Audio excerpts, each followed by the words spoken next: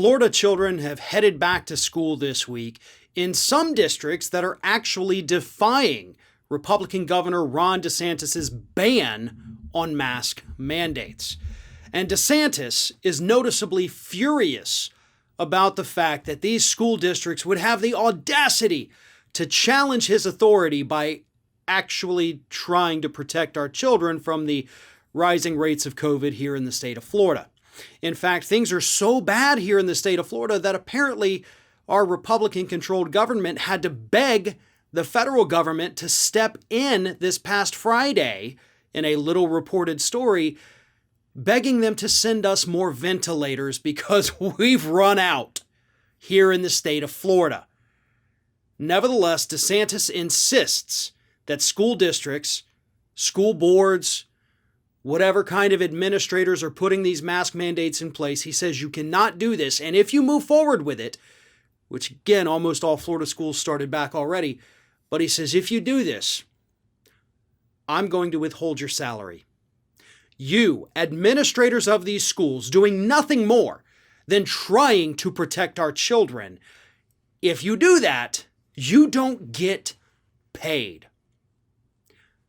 Ron DeSantis is drunk off his own power that apparently these school districts don't even care about, which is the best thing. This is truly an emperor has no clothes moment.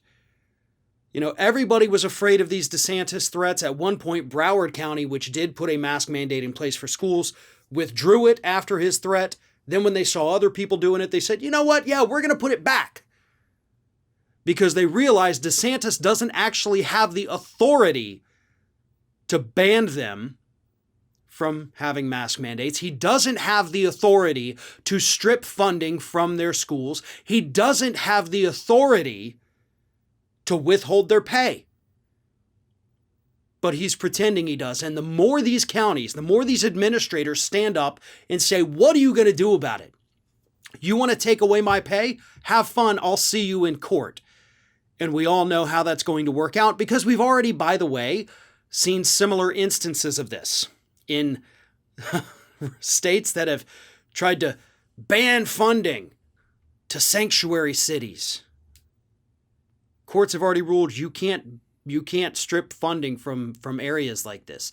You can't inject your politics into the funding of these organizations, these states, these localities, counties, whatever it is. You can't do that. There's already court precedent that could easily be applied to this specific situation, which would, of course, send Ron DeSantis barreling down in a flaming wreckage at this point. But again, COVID's exploding in this state.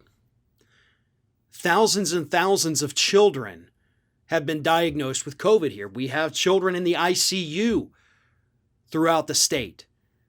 The Delta variant is far more dangerous from what we know so far in children than the original COVID. And Ron DeSantis, because he wants to pander to the dumbest of the dumb here in the state of Florida, is not allowing these mask mandates to go in place. We have to protect our children. And honestly, I applaud these administrators who are standing up, actually risking not being paid. Because let's not forget, even if they do challenge us in court and win, they could end up going a while without being paid. But they're still willing to do it because they're putting the health, safety, and welfare of these children above their own livelihoods. And I applaud them for that. Ron DeSantis is not the all-powerful dictator of Florida that he wants to be, and the courts eventually are going to prove that to him. And also, just as a point of order, we also found out on Tuesday that the number of deaths we have had so far here in the state of Florida is actually greater than Ron DeSantis' victory margin when he won his election as governor.